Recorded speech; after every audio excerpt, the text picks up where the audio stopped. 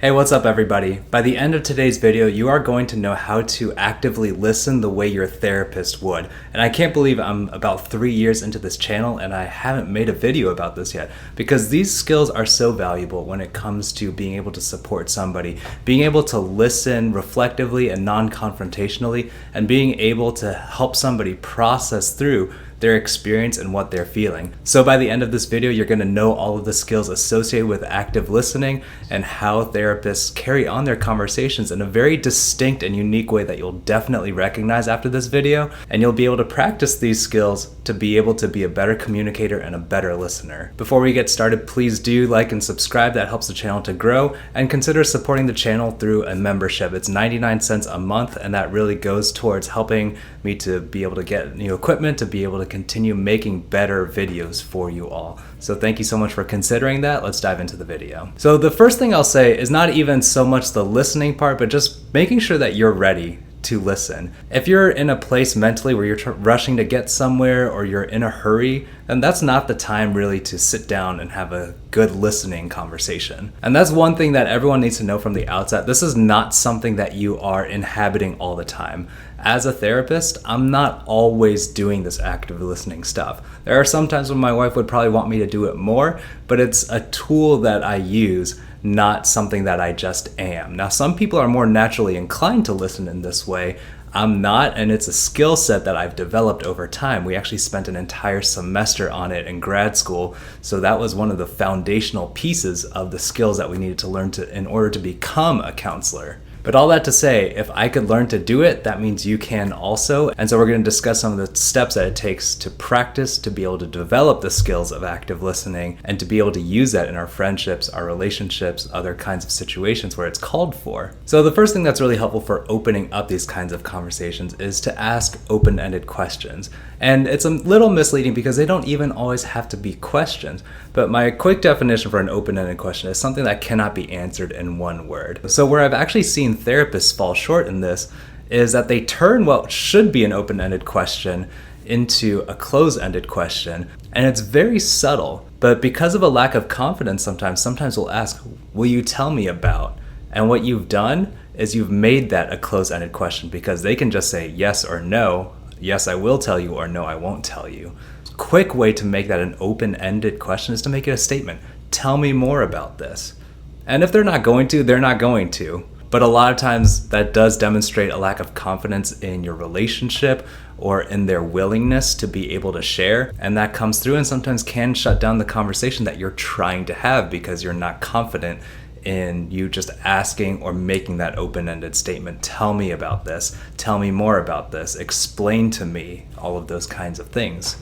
So the first thing that's important is those open-ended questions. The second is we'll go through the 3 different layers of active or reflective listening. And so it's called reflective listening because what you're doing is basically becoming a mirror for the person talking, that you reflect their contents, their thoughts, and their attitudes back at them. And so that helps them to gain another perspective or just another view of the event that they're describing, the situation that they're going through at the moment. So the first step is probably the simplest. It's just a reflection of content. So what this is basically you're summarizing what they've just told you in your own words. Nothing beyond that. You don't have to add anything new. You're just condensing their story down into its basic components. So you're saying, I am with you, I get what was going on specifically, and I am listening to you, I am hearing what you're saying. And this is an opportunity, even if you get some of the details wrong, for them to be able to correct you. And even that's okay, because it still shows that you have the investment in getting the necessary details right in order to continue listening to them.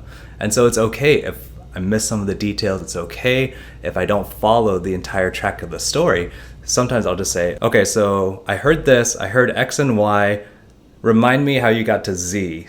So this will be just something that comes up like if they're telling me they were late for work because there was a huge traffic accident and then they got chewed out by their boss and now they're getting upset at their boss and the whole day was ruined because of this. I might just summarize that by saying, so traffic made you late for work and now you're dealing with the fallout of all of that. I haven't added anything new to that, but that gives them a chance to confirm that I'm listening and also to correct anything that I might have missed and furthers the conversation. It keeps them talking. That's one of the most important parts of this piece. The second layer to this reflective listening is a reflection of feeling. And so this was the part that I actually struggled a lot with when we were practicing in class. First of all, it's just super stress inducing to be in a small group of people who are all learning this same skill for the first time, and now you're expected to do it in a live kind of role play scenario, and you know that there's like an answer that you're supposed to be getting, which for me was that reflection of feeling that we'll talk about in a second.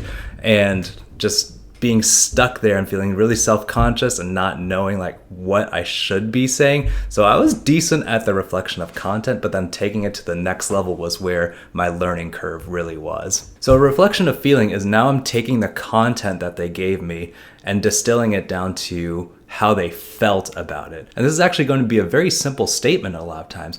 So you felt angry, frustrated, sad, upset, annoyed because of what happened. And it can really be as simple as that. And that was where I had some trouble early on. And like I said, took us a whole semester of practice for me to even begin considering doing this with somebody who was not a classmate. And then another couple of years before it really felt comfortable and natural to be able to do it in a session. So all that to say, let this be an encouragement that these are skills that take practice. They're valuable skills. But like any other skill, you can watch a YouTube video on it, but you got to practice in order to get better at it. So a reflection of feeling, again, this is where people want to hedge their bets sometimes. Then they want to make it a question. So you were feeling kind of anxious about it. Here's the secret about reflections of feeling, or any of these kinds of reflections, honestly. It's okay to get it wrong. Be confident about putting that feeling word out there. You felt anxious about that.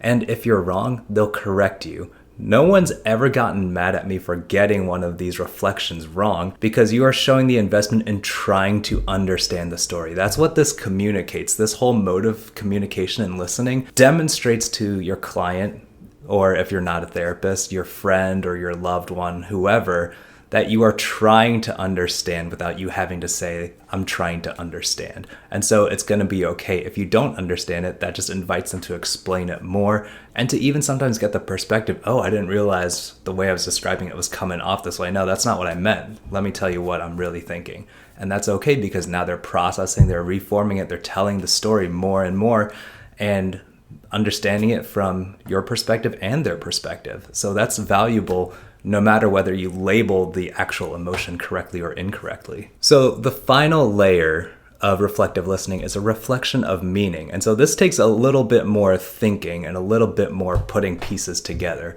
So you've got the basic content, you've got the structure of the story, and now you've added this element of, okay, so this is how you felt about it. Now you're trying to get at why did they feel this way in this situation? And you're getting at the values, the things that are important to them in this situation. And so if we go back to the example of someone being late for work, I might do a reflection of content. Oh, you were late for work, your boss was upset with you, that really bothered you the rest of the day. I might have a reflection of feeling. You were really anxious when you were stuck in traffic, and also after getting talked to by your boss for being late. And then I have to put that together to be, why would this elicit that feeling of anxiety? Oh, your job is really important to you because you feel like you're a provider. And if you lost your job, that would really be a problem for you and your family. Maybe it doesn't have to be that detailed even. Just being on time for work is important to you. That's the phrase that you got to get in there, is X is important to you. If I can identify that, I've gotten a pretty good reflection of meaning there. And again, it's okay if I'm off base. It invites them to understand and to explain better. No, it's not about being on time for work. I just hate it when people are upset with me, or it feels like people are depending on me and I'm letting them down.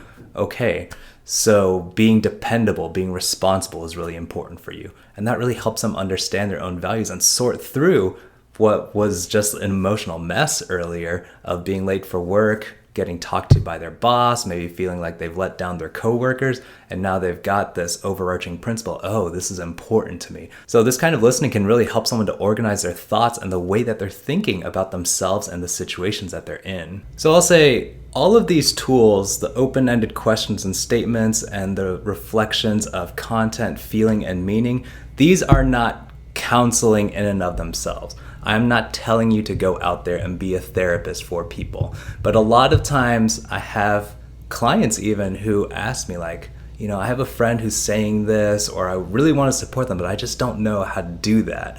Or they're having difficult conversations with people that it just doesn't seem like they can get to the same page because they're just talking past each other. And so these are the tools that I teach people to be able to have those kinds of conversations so that you can listen and better understand what someone is going through. And then as you do that, you practice taking on their perspective as well, because that's what these reflections are. I am removing my biases and my assumptions from the equation, because if I were late for work, I might react a completely different way compared to the example that I was describing. And so while these are foundational tools for any counselor, and now you'll recognize if your counselor is starting to do any of those, so any therapists out there, sorry for that, your clients might start recognizing that. It is not therapy by itself. It can be helpful, it can be, let's say, therapeutic, it can be supportive and productive, and it can definitely lead to more helpful and more open conversations. But this by itself is not therapy.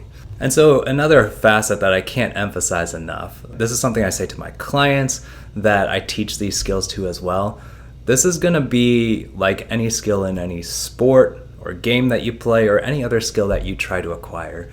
It'll sound simple-ish when I'm explaining it because I've done this for years and years. When you go out and do it, it will feel awkward at first. You'll feel like you're stuck and trying to find words where none exist, and it's gonna feel like this is not the way I talk. It doesn't sound natural, doesn't feel natural, and that's okay. That is gonna be true for any skill that you are picking up and learning at the beginning. What happens is that, again, I've had years and years of practice, of dedicated practice, honestly, where we had a semester, a whole class dedicated to developing these skills. Then we had practicum, internship, where I was pretty much relying only on those skills because I hadn't really nailed down any particular theoretical modality yet. I wasn't working out of CBT or solution focused therapy or ACT or anything like that. I was just relying on these listening skills to provide the support that I could for the people I was seeing in practicum and internship. And then within residency and now my private practice, all that stuff is dedicated practice of these skills. And so it is something that's absolutely foundational for therapists to have. And so when I talk about it, it's going to sound very comfortable, very easy for me. That is not the case, and that has not always been the case for me. I've talked about many times how I'm not a naturally empathetic person, and so that means I wasn't somebody that people came to have these kinds of conversations before I was a therapist. And so I never practiced any of this kind of stuff. It was completely new and unfamiliar to me, which means on the positive side that if I can pick it up and learn it, that means you can too, and it just takes a little bit of dedicated practice to become a little more comfortable with this. And some people are farther along than I was already, so you might be starting ahead of where I had been. All that to say, again, what I am trying to do with this video is to equip people who are interested in having a way of supporting their friends, their loved ones, and just being able to have some of these conversations in a way that feels productive and you feel like you know how to respond and know how to be able to help people dig into their feelings and be able to take on their perspective for just a little bit. I do think we don't emphasize enough. I think the basics of being able to listen should be mandatory in some kind of level of school, but it's a valuable skill for allowing us to have open conversations and productive conversations about things that we might not agree upon, or just helping somebody sort through their feelings. So thank you all so much for watching. I'll see you all next time.